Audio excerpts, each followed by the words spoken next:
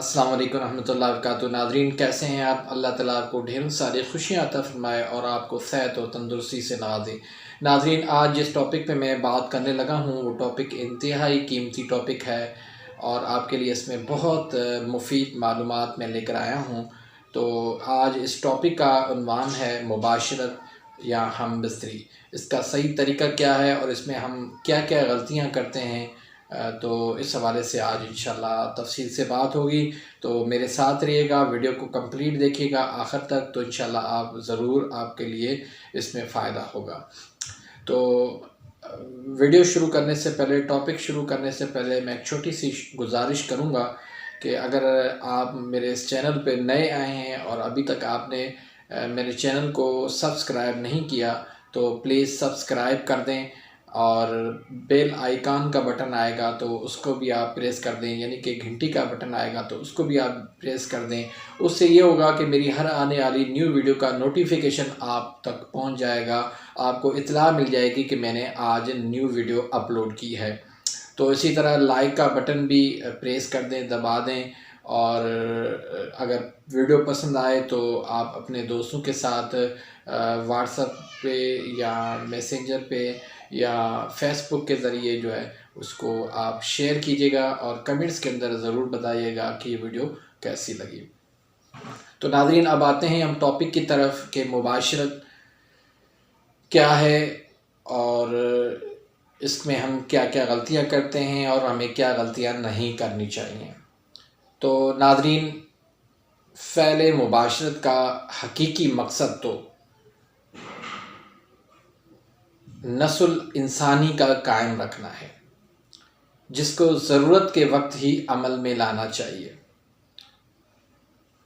خداوند تعالیٰ نے مرد اور عورتوں کے درمیان جذبہ محبت کو اسی فعل مباشرت کے ساتھ قائم رکھا ہے۔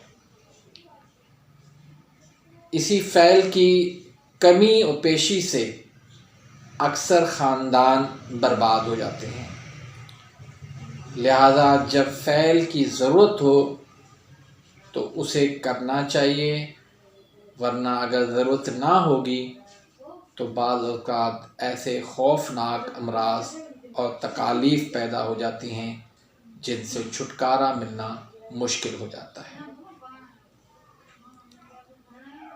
مثلاً حیض کے ایام میں مباشرت سے اکثر سوزاک پیدا ہو جاتا ہے، عورتوں کو سوزش رحم ہو جاتا ہے۔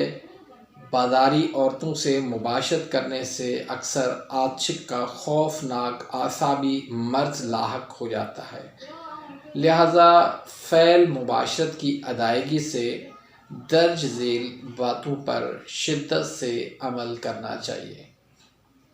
نمبر 1 ہے، نہ خالی پیٹ مباشرت کی جائے، نہ کھانا کھاتے ہی مباشرت کی جائے، یعنی کہ کھانے کے تقریباً 2 گھنٹے، کم از کم 2 گھنٹے کے بعد مباشرت کی جائے۔ نمبر 2، بیماری کی حالت میں مباشرت سے قطعاً پرہیز کیا جائے۔ نمبر 3، غم و غصے کی حالت میں بھی اس سے دور رہیں۔ نمبر 4، حیض و نفاس کی حالت میں تو بالکل پرہیز کریں۔ نمبر 5، کم عمر اور کنواری لڑکیوں سے جانے سے بھی پرہیز کریں، اس سے آپ کی نفس کی رگیں جو ہے وہ ناکارہ ہو جاتی ہیں اور صحیح طرح سے مباشرت نہیں کر پائیں گے۔ نمبر 6 ہے، کثرت جماع سے پرہیز کریں۔ اس سے کیا ہوگا کہ اعصابی کمزوری پیدا ہو جائے گی اور اس سے اکثر فالج، رائشہ اور بینائی کمزور ہو جاتی ہے۔ نمبر 7، مردوں سے مباشرت سے پرہیز کریں، اس عمل سے بھی بہت سارے بیماریاں، بہت سارے مسائل پیدا ہو جاتے ہیں۔ نمبر 8، مکمل تنہائی کے اندر مباشرت کریں جہاں پر کسی دوسرے کا خوف نہ ہو، کیونکہ خوف جو ہے وہ ضعف قلب پیدا کرتا ہے۔ نمبر 9 ہے مباشرت کے روز نہانا دھونا، خوشبو لگانا اور عمدہ کپڑے پہننا ضروری ہے۔ نمبر 10 ہے جس دن مباشرت کرنی ہو عورت کو لازمی بتا دیں۔ نمبر 11 مباشرت کے بعد تھوڑی دیر سونا ضروری ہے۔ نمبر 12 مباشرت کے فوراً بعد دودھ، حلوہ یا کوئی چیز نہیں کھانی چاہیے، بلکہ مباشرت کے بعد کم از کم 1.5 گھنٹے کے بعد کوئی چیز آپ کھا سکتے ہیں۔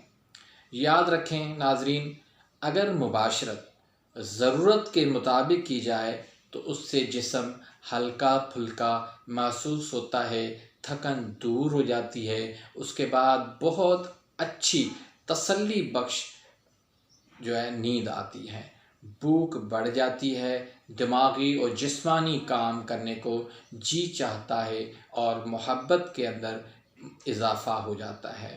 لیکن اگر مباشرت کے بعد تھکن، سستی، کمزوری واقع ہو تو یہ جان لینا چاہیے کہ مباشرت ضرورت کے مطابق نہیں کی جا رہی، بلکہ لذت اور شوق کے تحت عمل میں لائی جا رہی ہے۔ تو یہ صورت وہ بہت نقصان والی ہے، اس سے اعضائے رئیسہ یعنی دل، دماغ، جگر کمزور ہو جاتے ہیں اور بڑھاپا اس سے جلدی آ جاتا ہے، اور جوانی جو شباب وہ آہستہ آہستہ وہ ختم ہوتا جاتا ہے۔ تو ناظرین، یہ آداب تھے مباشرت کرنے کے۔ مباشرت کس طرح کرنی چاہیے، اس میں کیا کیا چیزیں وہ سامنے نظر رکھنی چاہیے۔ تو اس حوالے سے آج کی یہ ویڈیو آپ کو کیسی لگی، اس کے حوالے سے آپ اپنی رائے وہ ضرور دیجیے گا کمنٹس کے اندر۔ اپنی دعاؤں میں یاد رکھیے گا۔ اللہ